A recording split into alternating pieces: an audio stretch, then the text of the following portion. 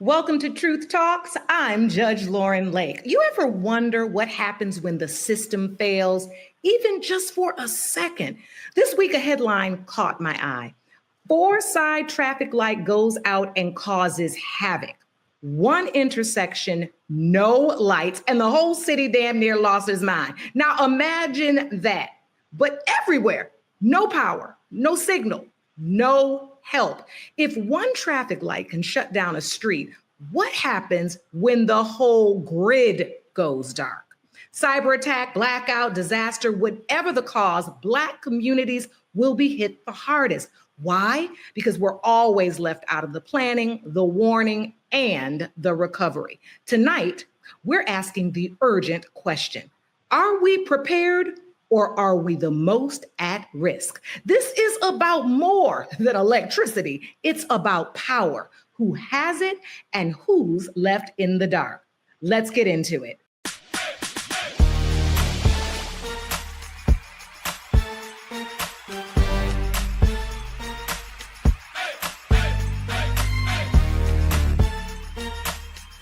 Are y'all ready to roll?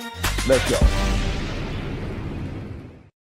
Thank you, Judge Lauren Lakes. This is Truth Talks, and we're going to deal with a very serious issue today because we got to know what happens if the grid goes down and what will Black people need to do and know in that crazy situation. And when we're dealing with that entirely different side of life, let's bring in the team you already met. Judge Lauren Lake, welcome. Happy to have you hanging out with us today. Thank you. Great to be here.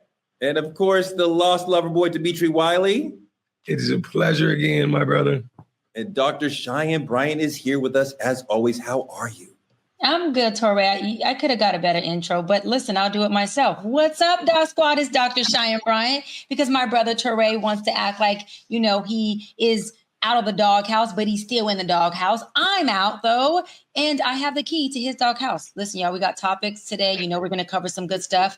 I don't want to really hear anything Torrey has to say, but unfortunately, because he's my co-host, there's just some things I'm going to have to listen to and try my damnness to not agree with. Okay. All right, let's do it again. And also, my co-host, Dr. Cheyenne Bryant. There we go. Okay. He's halfway out the doghouse, y'all. Halfway. Only partial.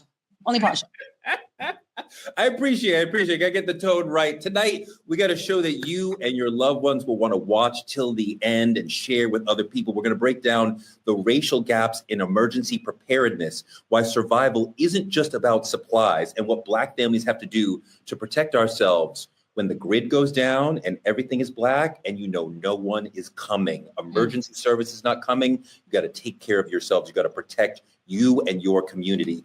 That's later. Right now, let's get into trending truths.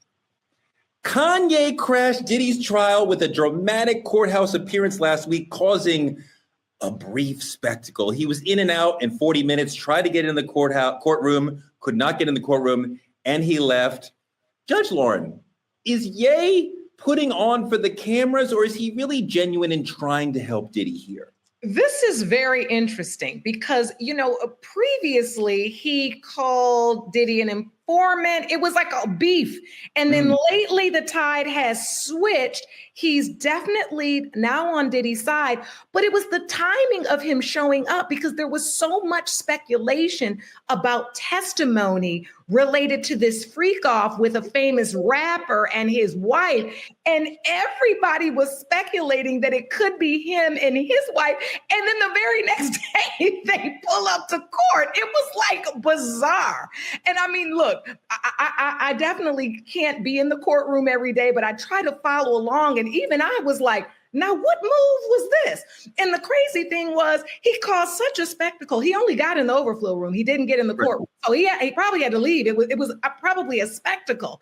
If you're a judge on that case, do you think that having a superstar like Kanye come into the courtroom is disruptive to the whole environment? Well, of course it's disruptive, but I mean, if he wants to come in and be respectful and sit and watch, just like Diddy's children, I mean, everybody, the judge has control of the courtroom. So we ain't signing no autographs and doing no Instagrams while court's going on and all of that nonsense. But I do think it would have an interesting effect on the jury, depending on what they feel about Kanye. And so I think his support of Diddy, but I mean, especially after that testimony, because I was thinking to myself, now is he coming to support Diddy, or is this some little low-key way of saying, yeah, it's me? Like, I couldn't Right, figure right. out what No, I got the same vibe that coming right after the testimony that seemed very much to be about him and his own relationship with sex workers. It definitely seemed to be like, oh, you talked about me? Well, here I am to make sure that you know that it's me. I think it's both sides of this question. Is it him trying to support Diddy, or is it him trying to come up in a PR way? Like, yes, he always wants to be in the light, to be seen. You mention him, he shall appear. He may appear on this show later today, because it's like, if you say my name, I am coming because I want to be part of whatever circus you got. Dimitri, what do you think? Oh man, this is typical Ye for me. To come to the courtroom, whether y'all know it or not, whether you see the fit or not, dressed in all white like the, you know what I'm saying, second coming. This is basic Ye antics. Ye's been doing this for years. I'm actually sick of this shit. I'm gonna be honest with you. From the moment that you gotta imagine, this is the same man who jumped on stage to give his opinions on an award he had nothing to do with. My opinions matter this much. You say what, Tori? You like his music? Do I still like his music? I ain't like the song since like 2010, but that's just me. I think there's an ego inflation that Kanye walks around with, and it's clear and evident when you show up to a courtroom that has nothing to do with you. And don't get me wrong, I know his name may have been in it, but if you're not summoned, then they don't want to hear from you. There's a reason you didn't get in. See, I respect the loyalty. If this is some loyalty we talking about, I respect that. But as a friend, sometimes you got to know when it's best to speak loudly, and sometimes you got to know when it's best to sit down and shut the fuck up. But what do you think? That's just me. I think I absolutely love what Dimitri said. If you ain't summoned, find something else for your ass to do. Yay. This is typical narcissistic yay. It's like, if it's about me or if it ain't about me, I'm going to pop up and make it about me. And since I was told, not summoned, I was told, y'all dropped the yay bomb in the courtroom, I'm going to show up with, I know y'all keep saying wife. I was under the impression that they were divorcing or separated. No. Lord have so they didn't reconcile? No, fake news. They're good.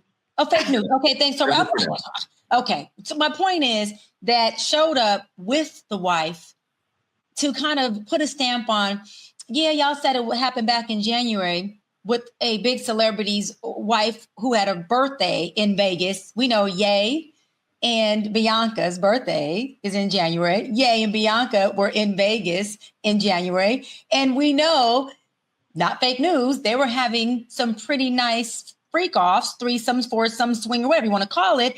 And Torre, you might like this, my brother, and I'm going to wrap on this.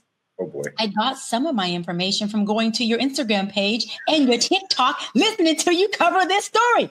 Hold on. You ready for this? I'm about to drop a bomb. Hold on. I hate that I'm saying this. I'm going to whisper it because I hate saying good things loud to you. Great job, brother. That's it. That's all you get. That's all you get. Thank you, sister. No, I was on your Instagram and I saw you with your nephew at the graduation, and it was so beautiful. And the pride and the joy as an auntie in his big moment, I appreciated that. So, but I do think that Ye wants the light in any imaginable way, whether it's look at me, I'm anti-Semitic, or look at me, I'm hanging out with Diddy when he's going through his shit. Like, wherever there's light, I want to be there. So I'm a little thrown off, but like, yeah, they were, Lauren, it was really kind of heavy because it doesn't really have anything to do, maybe it does. I wonder, well, actually, let's ask the question. What does it have to do with Diddy's trial for somebody to say, I was with somebody else and Kanye having the same sort of wild sex party that we're talking about over here with Diddy? Okay, wait, I want to understand your question. You mean, does it help Diddy's defense that he was with Kanye? Yeah, because Kathy's saying we did freak offs. Well, Jane saying we did freak offs, but then Jane saying, I witnessed Kanye and others as part of a freak off that Diddy wasn't even at. Well, right. So that kind of says to the jury, right, that we're not the only ones doing this. He's not the only one doing this. This is commonplace. A matter of fact, these things go on even when Diddy isn't there. Now, she was, of course, walking the line. Like, that witness was a little bit off. Like I said, I'm a former criminal defense attorney, so I was really trying to figure out here, it was feeling like a defense witness, but they did get a lot out of her. I think just what was pronounced in her was the fact that, she definitely wanted him to be hers. Oh, this hair is doing what it want to do. You should get some hair maniacs because it's exactly where you want it to be. Yes. Right, Doc? You and Torre got the curls pop, but hair maniacs could definitely save the day. Let me tell you. But I will say this. I do think there is something that speaks to her almost saying, this is a thing. This is what we do. This is not unheard of. However, that doesn't necessarily negate the fact that there may have been times when it was coerced, manipulated, when they don't want to do it. So that's where it gets kind of odd and people don't understand. It's similar to rape in the sense that, you may want to have sex 32 times, but if on the 33rd time you say, no, I don't want to do it, and people close you up in a room or threaten you bodily harm or something, that still is considered a rape. Going back to Ye, I do think, though, in terms of the jury, if I was the defense, I probably would have want him to get into the gallery and get to have a seat. I think, unfortunately, I think star power, the support of the star power, lends itself to this thought that this was a wealthy, unhinged man that was on drugs, right? We equate Kanye with a certain level of mental illness. They're trying to kind of set Diddy up that he was on drugs and out, kind of not in his right mind. And it aligns it with this sense of like, I'm powerful. I got all the money in the world. I'm high. Girls want to get at us. They want to do anything to be with us. These are the kind of rooms we're in, and this is commonplace. I think there's a little bit to the defense that would have been interesting for him to sit in and for the jury to see him in support. The other thing I think, Lauren, and I want to close out on this. If you have friends like Kanye, you don't need enemies. If you're Diddy in trouble, Kanye is the last person I want in the room. Just with the anti-Semitism, the anti-Blackness, like all this crap that he's been spitting for years now. I'm like, But it doesn't matter to Ray because he has 9 lives. Like, look at this. He amazes me with the way he continues to enter the media space, and people still regard him as some iconic superstar. Despite everything he said, there's still this feeling of, and whether you like it or not, that's Kanye. And they're interested in him and they want to know what he does. And there is a certain Star Trek. If we want to break it down real quick before we get off this topic, look at what women are doing, right? And look, I'm a former criminal defense attorney, so I see this. There's a part of this that, yes, was about potential rape, about coercion, about being forced to do things against their will, about being forced to take drugs. There's another part of this with the women that is, how much will I do to stay in the presence of a powerful, wealthy superstar and potentially get to be his woman? Yep. Yeah. And I think despite everything Kanye has done and said, people look at the courtroom, the whole news cycle turned to Kanye that day. It sure did. And you imagine that if he gets into the courtroom, that potentially has an impact on the trial in some way, jurors distracted from testimony, what have you. You know, I don't want the jury to be distracted by celebrity, positively or negatively. Let's listen to the evidence. It doesn't matter if Kanye is supporting Diddy or not, right? Just listen to the evidence and let's go from there. Let's move on to politicking, because we have a really important and powerful story to talk about. The Supreme Court has ruled in favor of a family that was wrongfully raided by the FBI, opening the door for victims to sue the government. Now, before we celebrate, gotta be real. This is not just for everybody so far, right? There's 100 others who aren't getting an apology. But in 2017, this sister, Trina Martin, a Black woman in Atlanta, Georgia, had her home wrongly raided by the FBI while her 7-year-old son watched. The FBI went to the wrong house. There were no drugs there. There was no arrest made, just lots of property damage and lifelong trauma. And to make it worse, the family was notified that they could not sue law enforcement because law enforcement has qualified immunity. Let's take a look at a story about the raid so we can understand a little more deeply about what happened to this sister in Atlanta, Georgia.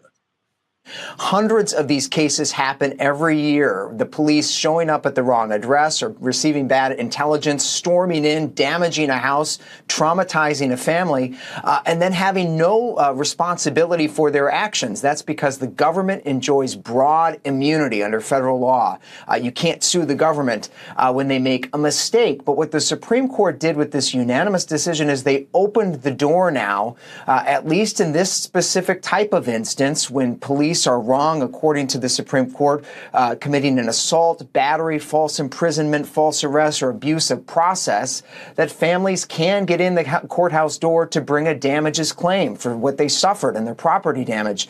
And this family will do just that. The Supreme Court did not decide their claims today and said it's still possible they may not succeed in the end. But in this unanimous decision by Justice Neil Gorsuch, the case can go forward. Mm-hmm. So, Judge Lake, help me understand. Can we sue law enforcement when they make a mistake per the Supreme Court, or can we not? There are exceptions. Normally, the government does have a level of sovereign immunity, right? Where you can't sue the government. However, there are exceptions. And it's called the Federal Tort Claims Act, FTCA. It allows individuals to sue the United States government for certain torts, certain wrongdoings that are committed by federal employees acting in the scope of their employment. And this ruling, I think, is a crack in the door in the right direction. It's not the promised land, but, and as you mentioned in your open, there are countless individuals that have suffered and have had no recourse. But it's a beginning, because when there is negligence, wrongdoing, false imprisonment, things of that nature, basically the Supreme Court has said unanimously that the door is not completely closed to recovery. And I think we got to take the inches where we get them. Dimitri, it's really hard to imagine or to conceive of a world where the police can barge into your home if they have made a mistake, come into the wrong home. Hey, I'm a law-abiding citizen. I'm not doing anything. They don't have to say sorry. They don't have to repay you for the mistakes that they've made. They don't have to make you whole for wrongfully arresting you or wrongfully invading your home. The immunity seems like a huge problem that we need to get past. Like, how do we even deal with immunity being used as a shield for them? You know, this actually shocks me that it actually landed in their favor, partially because, do you understand, Tori? Like, middle of West Side, black, like one of the worst neighborhoods in Chicago. You know how many motherfuckers I've seen ripped out of cars, houses I've seen raided, motherfuckers getting fucked up, kids screaming, like no explanation. Cops drive off, you would never hear from them again. Just gone. It doesn't matter if it was wrong house, wrong person. They never gave a fuck. So this is actually quite shocking to me. It's funny because immunity is like their way of neglecting accountability. It's their way of saying, you don't matter enough for us to care about how we hurt you. And that's amazing to me. They're traumatizing Black people or people in general, and they just getting away with it. So this is actually super, super shocking for me, and I'm surprised to see it swing that way. But we got to understand, one rock to hit a giant wall that still exists is not going to tear it down. So there's a lot more work to be done. Doc, your brother has immunity when he's doing things. If he should make a mistake, God forbid, then he is protected. I don't think that's right. Well, I don't think it's right either. I think that if he makes a mistake and he was under the right intent, which is what qualified immunity says, the reason why it's so hard for folks to fight against qualified immunity, because you have to actually prove that the officer knew that they were breaking the law when they broke the law. How in the fuck do you prove that? Okay, that's very challenging. You got to have a hell of a counsel and a team to prove that. But I'm with you. If my brother does something that is intentionally a crime, especially if it has to do with murder, right? We're talking about breaking into someone's home. We're talking about George Floyd, Breonna Taylor's home. Then yeah, I think that my brother, if he does the crime, whether or not, he should do the time. However, I do think that there needs to be bylaws, or there needs to be specifications that go within the qualified immunity, within the sovereign, because I do believe that law enforcement deserves to be protected. They are risking their life every day. And maybe I have more compassion because my brother and my uncle, who's a retired sheriff, my brother being a 14-year law enforcement. But I also do 100% believe that us as citizens also need to be protected when law enforcement takes law into their own hands and does something that is out of enforcing the law. They are there to enforce us, not to brutalize us, or to beat us, or to break the laws on their own. So I think there needs to be accountability on both sides. I think with this issue, I don't think that these folks are going to be able to sue. You're talking about in Georgia. Georgia's one of those states where everything gets. Georgia doesn't even provide evidence to private. This would be a federal suit, though. It should be. Absolutely. It should be. But they're protected at the federal and the state level, as Judge Lauren just said. A qualified immunity is federal and state, but then sovereign is totally state. So there's a gridlock there. And then in the police bylaws, it also protects them not only with qualified immunity, but their bylaws as law enforcement also has a secondary layer of protection for them. So technically they can do whatever they need to do, and they're not held liable. And I'll land on this. Even if they are held liable in the sense that they get fired from that police jurisdiction, guess what? All they have to do is go get hired in a whole other jurisdiction. So where's the protection at? It doesn't matter if you put in a complaint or there's a lawsuit. They can just go get hired somewhere else. They still get their retirement. They're still able to have employment and do the same damn act to a different community that looks just like us. You're absolutely right that officers are able to move around from station, from precinct to precinct, despite their record. The immunity, to me, feels very frightening and over empowering for them when they are quite often the most violent members of our community. As I move around Brooklyn and New York City, I am far more afraid of the NYPD than whatever criminals still exist in this city. And our crime rate and the LA crime rate and most big cities crime rates is way down versus 10, 20, 30, 40 years ago. So we are in safer big cities, and I am feeling for myself, for my children, that I am more worried about the police. And when they come with immunity for their actions, I am even more afraid of them. Absolutely. That is the element that we need to have safer communities, the police to be held accountable for what they do. And what you're describing is community policing. We don't have community policing anymore. We just have police officers that come in, they enforce the law, and they also take advantage of their authority. Community policing means we know our officers who are policing our communities. We know them by name. We can say hello to them. We're not just only engaging with them when we're calling 911. What happens to being at the stoplight and saying, hey, to the officer that you always see police your community? What happens to being at the park and seeing police presence and the kids know that's Officer Williams or Officer Brooke? Yeah, I don't even understand where this mindset of Officer Williams. No, never. Don't speak to the police. Do not talk to them. Do not say hello to them. They are not here for you to protect you. They are here, especially if you're a Black or brown person, they are here to arrest you. They have to make a certain number of arrests per shift, or they're not doing their job. It's not about safety. It's about creating money for the department and for the state. So don't speak to them. If I tell my kids, if they are on the sidewalk with you, cross the street. Because I don't want to be anywhere near the police. I don't want to be talking to them. I don't want to be saying hi to them. I don't want to know them. You're not part of our community. You made a decision to be blue. You are against us. So you stay over there and we'll be over here. And that's how most people feel. That's a reality. And it's because of the way it has functioned over time. And of course, the inception with the police starting because of, people slave catchers trying to catch the enslaved. I mean, that's the historical context, and it hasn't changed much.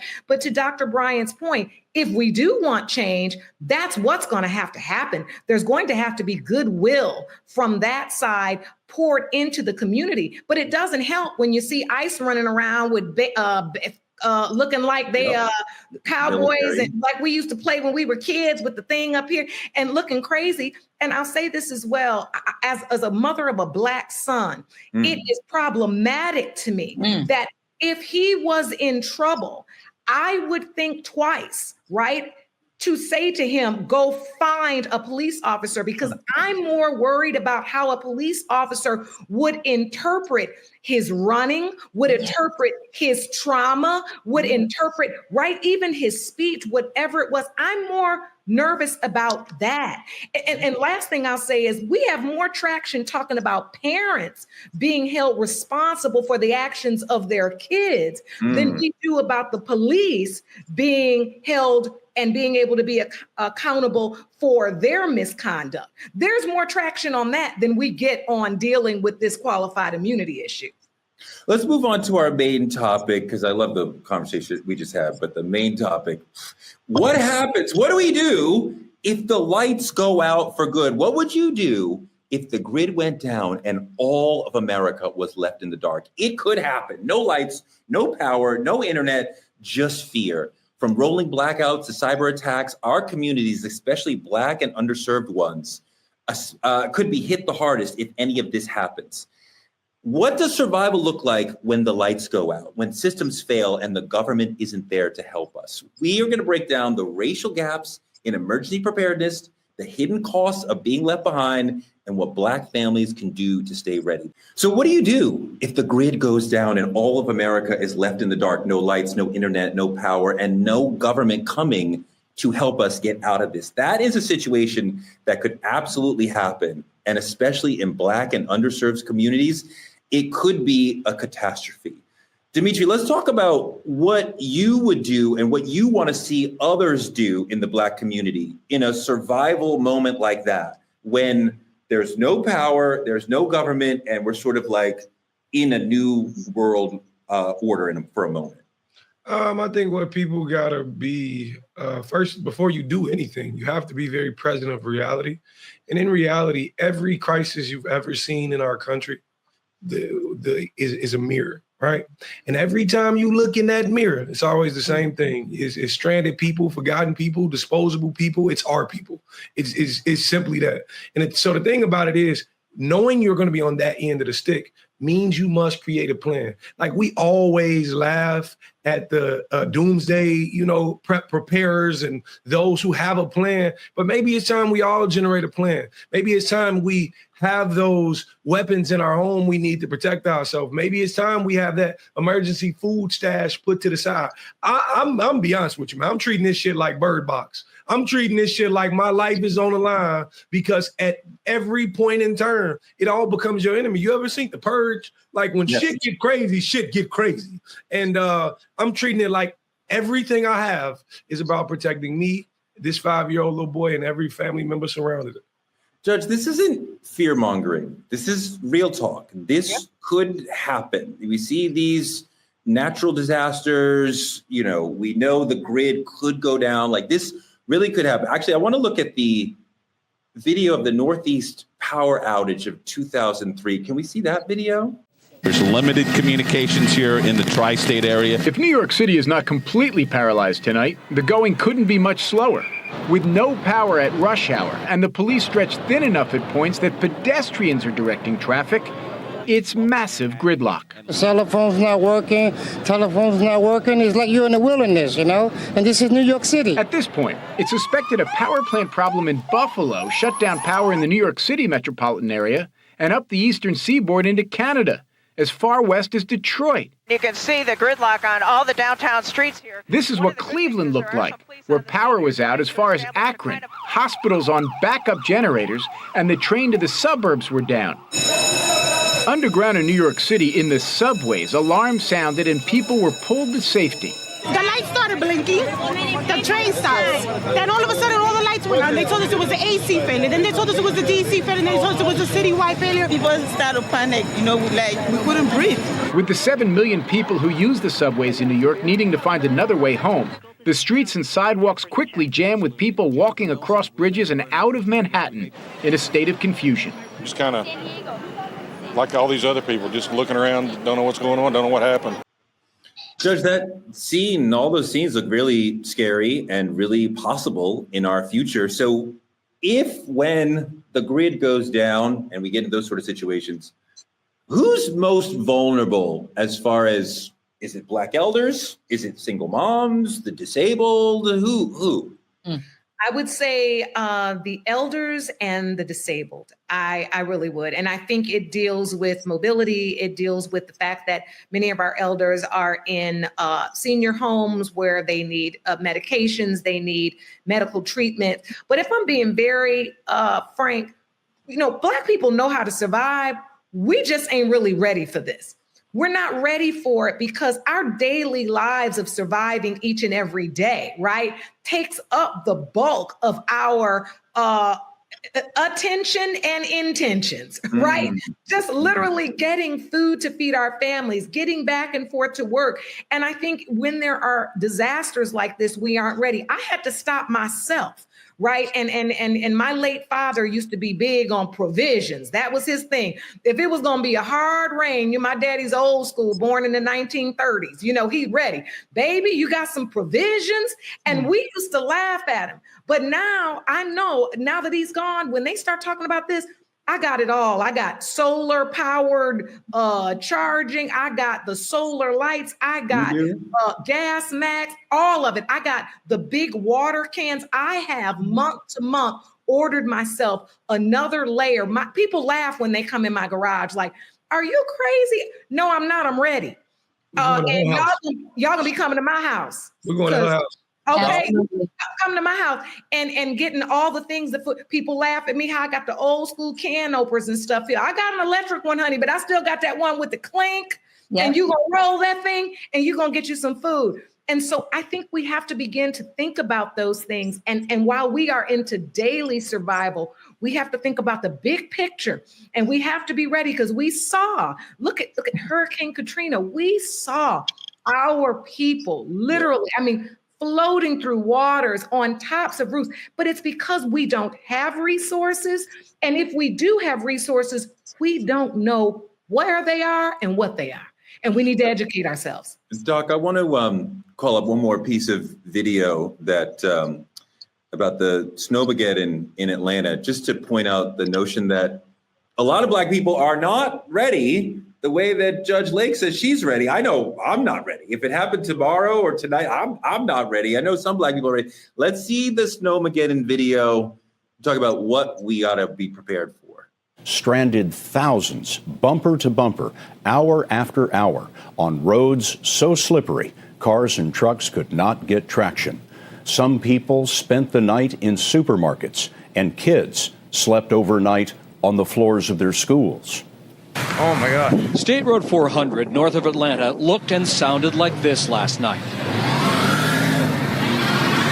By dawn, nothing had changed. Traffic was frozen on all three of Atlanta's major highways. Doc, that sort of Snowmageddon could have a catastrophic impact on a lot of Black families. Yeah, and we're talking about Snowmageddon, right, in 2013. We're talking about what happens when the grid goes down. First of all, you have families in the inner city that are in crisis and the grid is going down every fucking day without any of the videos and pictures that are great to show when it comes to crisis. But we have these folks in the inner city that are underserved. Hold on. They call 911. The police takes hours to get there. They are already under-resourced and underserved.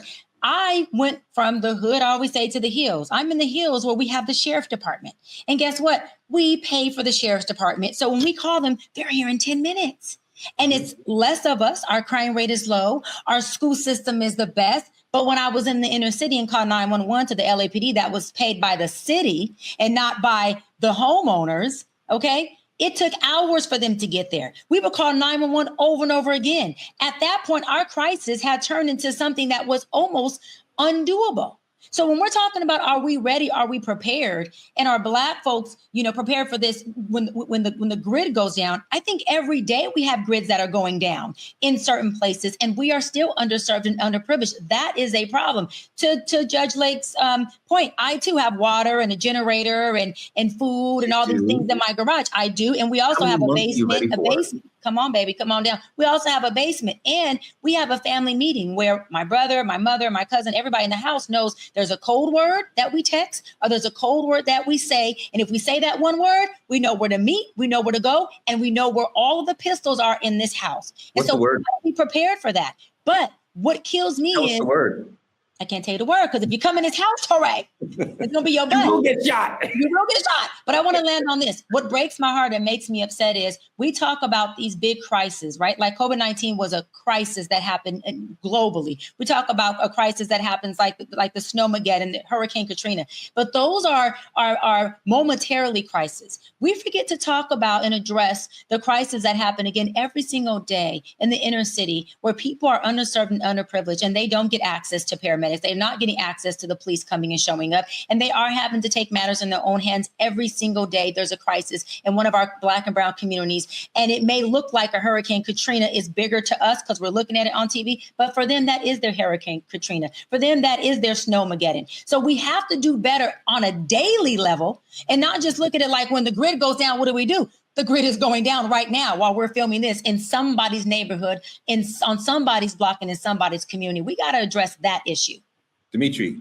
You know, looking at this whole Snowmageddon thing, it's funny to me because, you know, I'm from Chicago. We receive snow all the time. This was like 2 inches of snow in Atlanta, like 2 inches. And imagine 2 inches in your whole fucking city collapse. Like, imagine sending your son to school and he never come home because he's sleeping on the cafeteria floor with no food, no blanket, no nothing. Like, this is crazy. But to me, it's not just about snow. This is the government not moving quick enough. Like, this has more to do with the structure of what we should have been prepared for that we were not. And you see how everything around it collapsed. Like, it's crazy. Motherfuckers were stuck on the highway for 24 hours. People were sleeping in their cars, but you ain't have no roads that was pre-salted. You ain't have no there was no preparation on the government, and I think that's the bigger problem. I want to look at this Snowmageddon video and just point out just how hard some of these moments can be for people, for Black people in specific. Let's look at that video real quick. Flurries began before noon yesterday. Ice soon followed. Schools, businesses, and government offices closed early and at nearly the same time. In less than an hour, traffic went from 20 miles an hour to a standstill. Salt and sand trucks could not get through to treat the roads. In Fulton County, 99 school buses filled with kids were still on the road at midnight. At least 2,000 other students spent the night at school. Dimitri, that is so sad that all those people had to go through that incredible disruption. I'm pleased that some of the institutions, like the schools, were able to stay open and provide a place for children to sleep, you know, long after school hours. And I imagine there's some other ways that the community was able to come together, because I think that we expect the purge to happen in these sort of situations. And I think inherently deep down, most people are good. And most people would say, we need to create a community. And somebody like Lauren would have all the stuff and would say, I will share my water with the other people around me, right? I will share my knowledge and my flashlight and my power and my space, because they would understand we got to come together. You can't be selfish in these situations. Now, I imagine some people will be selfish. But Dimitri, I think most people will want to come together to help their neighbors. You know, that's most people. I think you have to consider in this point, if it wasn't a day thing, if this was a week thing, a month thing, something they never found an answer for, this shit turns into the Hunger Games, Torrey. I don't know if you ever been, you know, starving with nothing in your stomach, but all morals go out the window. That's where crime gets high. And people lose sense of like helping the next because they're only concerned about themselves. So I think that plan or lack of a plan by the government not knowing when to evacuate schools or how to evacuate schools or how to get people off the highway. If this was something that lasted longer, which we're talking on a global scale, and it's actually having like a blackout or something like that, this could be crazy. Lauren, you know, a lot of people in your community and other communities have guns. And in a situation like that, we might start to see some Hunger Games type activity. We might start to see some purge type stuff. You might start to see people fighting in grocery stores over basic things and using their guns or their force. You might start to see that. How do you prevent lawlessness when you have a situation like that and people are fighting for resources and they're hungry and I mean, at that point, you don't. Lawlessness is exactly what you said. It is going to be nearly impossible to continue to, apply the rule of law when people's survival is at stake. It's hard. I mean, look, I always think about The Walking Dead. Remember that show, how everybody started acting? I mean, that is pretty much what life would be like in the sense that people are going, and look, think about, when you think about a lot of laws are based upon what the reasonable person in that circumstance would feel or interpret a threat of force or a threat of harm to be.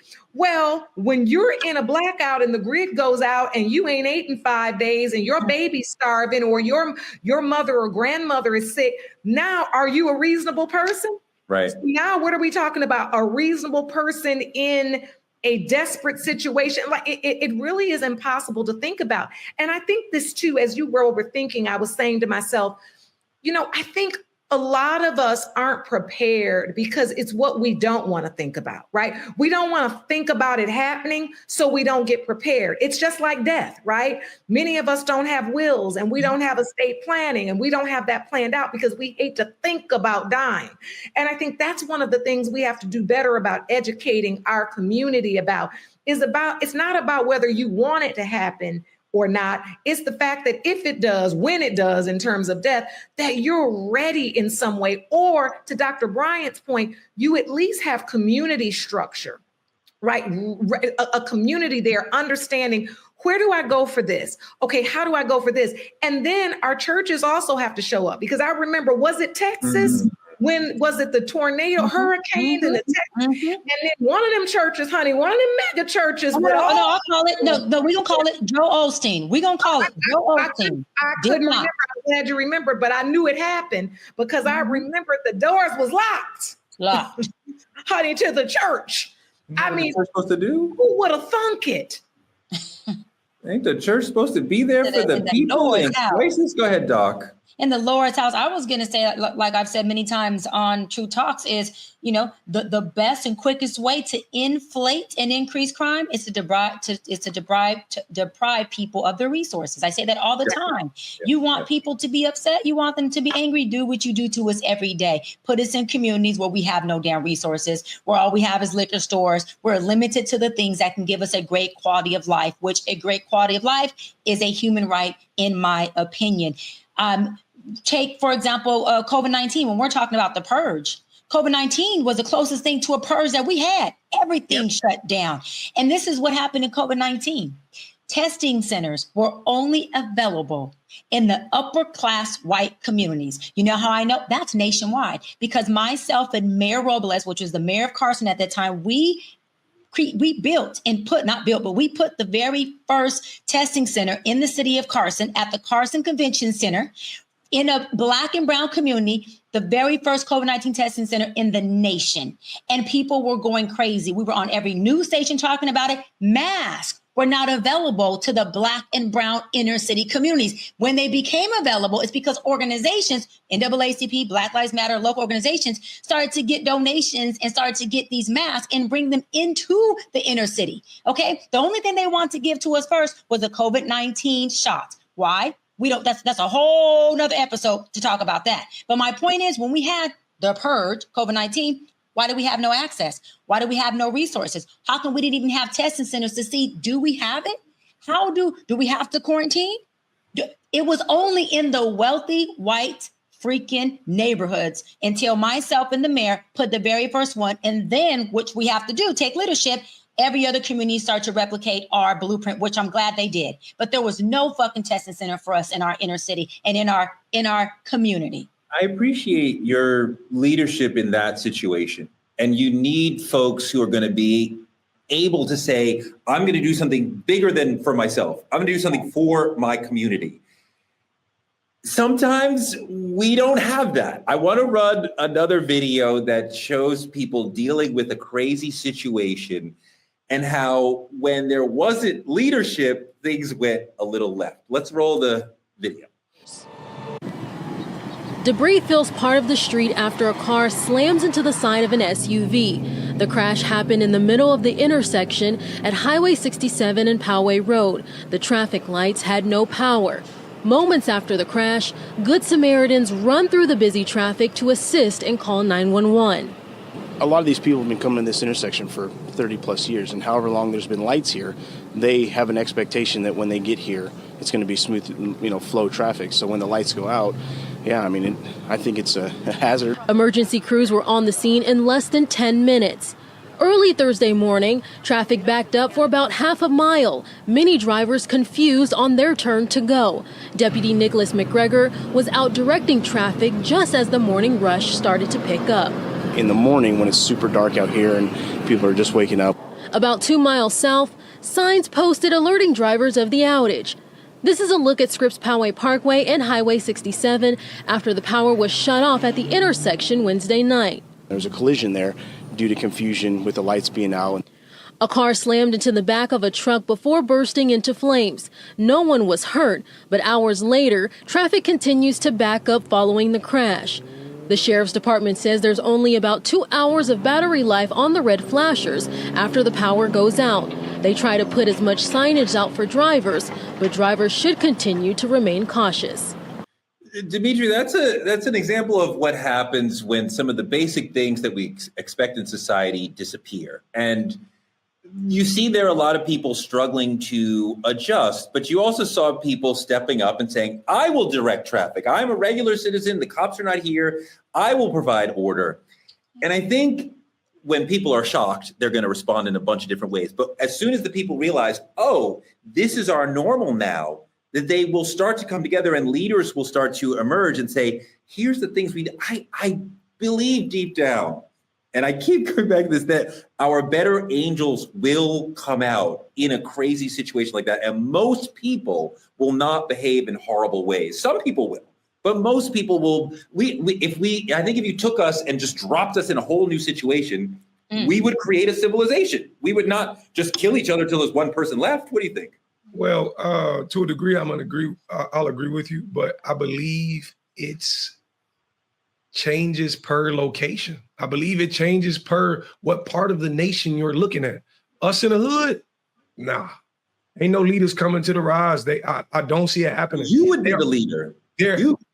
Listen, you would be like, hey guys, I we need to do this. I love my hood, but this little baby I gotta protect is far more important than me navigating traffic. I gotta make sure this little kid that's just me personally. But the thing about it is, I think we're looking at something so minuscule compared to something so massive. That's a traffic light going out. And you see how people react then. What happens when 911 does not answer the phone? What happens if there's no one to contact when life is in danger? That's a bigger problem. And yes, eventually we can cultivate something where leaders step to the forefront. But in times like that, it may be dire need to where you may never get a leader because everything was burned down already. Lauren, we have government quite often unable to respond effectively in these situations with the speed, local and state and federal, with the speed that the community needs before it sort of starts to fall apart. We have hospitals will get overwhelmed, first responders will be overwhelmed. I mean, like in a major catastrophe like this, like we're talking about, something happens in Puerto Rico and we have this asshole go down there and it's so disrespectful. This whole photograph triggers me because he's so disrespectful to these people. But in situations where Black and brown people are put in trouble and the government is not coming for them, you're already halfway there. What do Black people need to have prepared in case something like this happens? Something like what happened to these folks in Puerto Rico, or what happened with any of these situations where normal life is no longer possible? We need to have information and we need to have installations, right? Information, meaning we need to have a way that we are informed. Do you even know where you'd go if this happened? All the lights went off in the house. You want to get information. Where's church? Where are you going to go to a certain leader's house? As Demetri said, who going to be the leader? I don't know. We already don't trust the government as it is. Now, when this happens, are we trusting anybody? Who are we going to trust? And more importantly, how are we getting information? Ain't gonna be no social media. It's not who printing the paper when how does this happen? I don't think we can really wrap our minds around it. So I say information and installation. Information means get informed now about what will you be lacking. I think COVID did teach us some things, but I think in many ways we've been so busy about trying to get back to the business as usual. We've forgotten some of the lessons that we learned there when there really was just nothing to do, but we still had electricity. So right. And then when I say installations, I mean, install some plans. You know, you might need some real maps. I go back to my daddy again. He used to always go to AAA and get him a map. And we'd be like, Thomas doesn't know what that is. Just put it on the GPS. No, I got to get me a map. And he taught my son to read a map. And I think now, boy, these things are valuable. That you have to be able to do those basics. He used to have a saying, minimize the maximum and maximize the minimum. Meaning, I think as a culture, we often maximize really what we should minimize, which is where we going, what we got on, who's hot, who's not, who's that. We need to minimize the talk about all that. Considering what we're facing, we need to maximize the basics and get back to learning about that. Doc, you and your family are super prepared. I'm super inspired by that and curious about that. Obviously, you would tell folks, you got to have water, you got to have some food, you got to have a gun to protect yourself. You got to have like a backup power source. What are some of the other things that you think are essential for Black people to have if one of these situations breaks out? Yeah, absolutely. I also think that Black people need to have a plan of action. When this happens, where are we as a family meeting?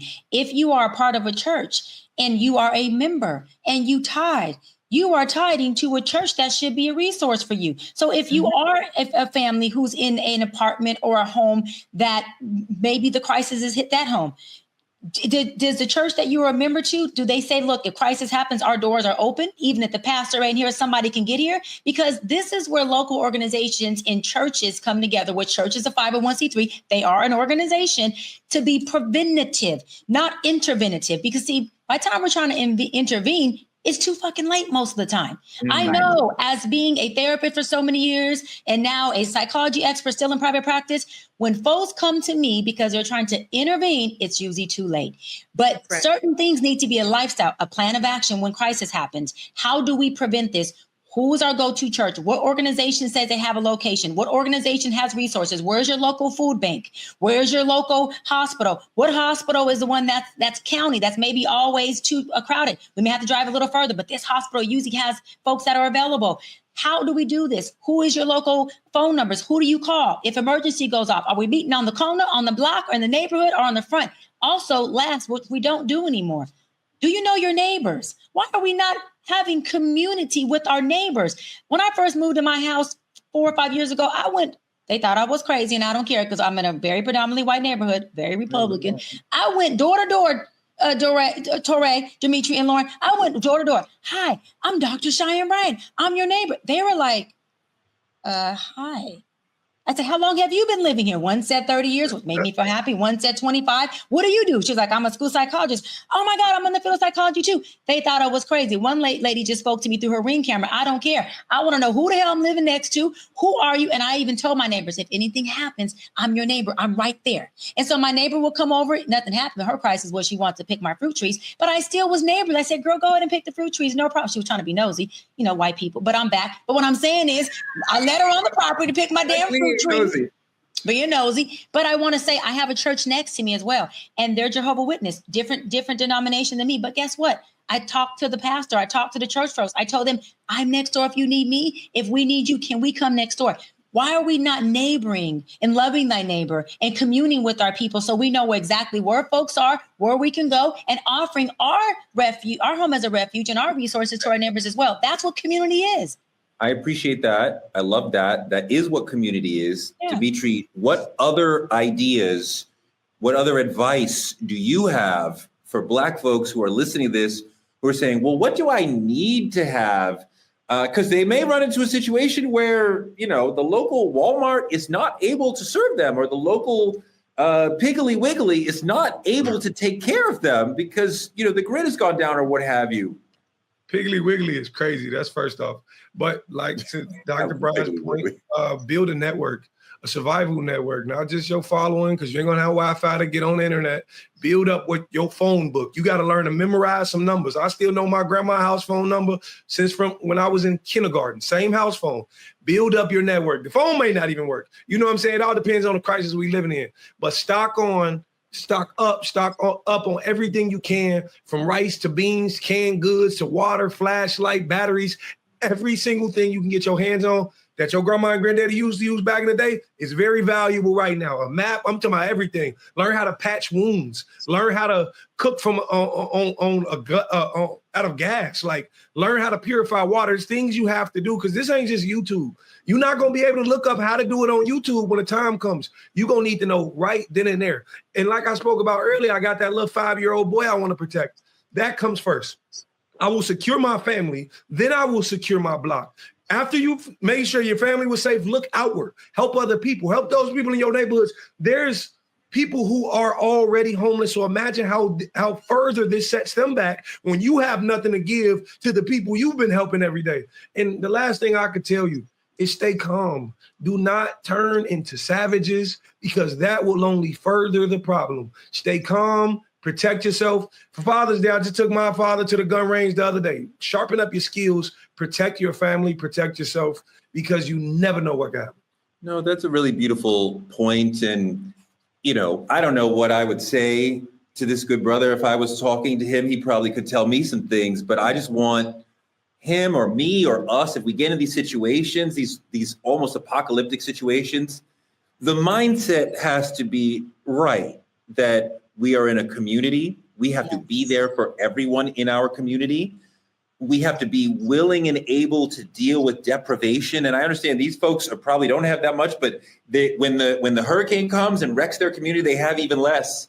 And we have to be able to deal with the idea of like, okay, things are going to super suck for a while, but we're going to pull through this. There will be another side. There will be light at the end of this tunnel. I will take care of my children, my elders, my wife, my husband, whoever, and get everybody through this. Because if we deal with our emotions, we can deal with the deprivation longer. We can deal with harder things if we're not emotionally eating ourselves up. So I just hope that we can make a promise that, God forbid, we get into a situation like this.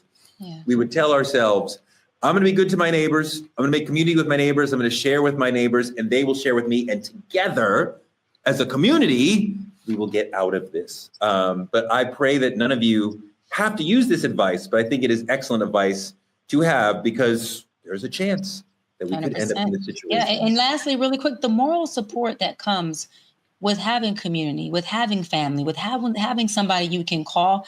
I think that we don't put enough value on that. Of course, external resources are needed, but me being able to call my sis Lauren and have a conversation about a crisis, that moral support gets people a lot further than we tend to let be had. Knowing that my neighbor got my back, I know Maria's name, I know I knock on this door, I can do this, they know me, there's familiarity, there's comfort there.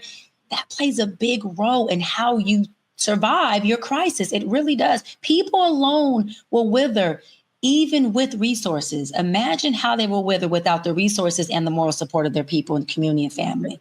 I think that's really well said. And I also think that for your homework tonight, I want you to go over to Maria and knock on her door and tell her, please watch Truth Talks every night at 8 p.m. EST and 8 p.m. PST. That's our show. Thank you so much for a great conversation. Like, comment, and subscribe on our YouTube channel at Truth Talks-Live. Continue to watch us simulcasting right here on the Black Star Network. And coming on after Roland Martin Unfiltered every night. Support Black media. Cash App at Truth Talks Live, or any of the links on the screen. I want to thank our supporters, Juanita Motti, Kyla Carr, and Benjamin Gomes, for their weekly support for the show. We really appreciate it.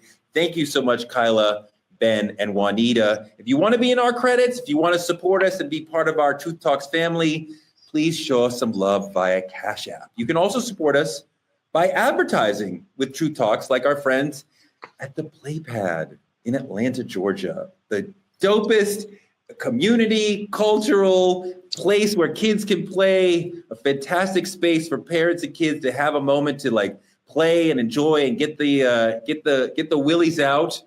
When you're not at Piggly Wiggly, go to the Playpad. Yeah, and guess what, Corey?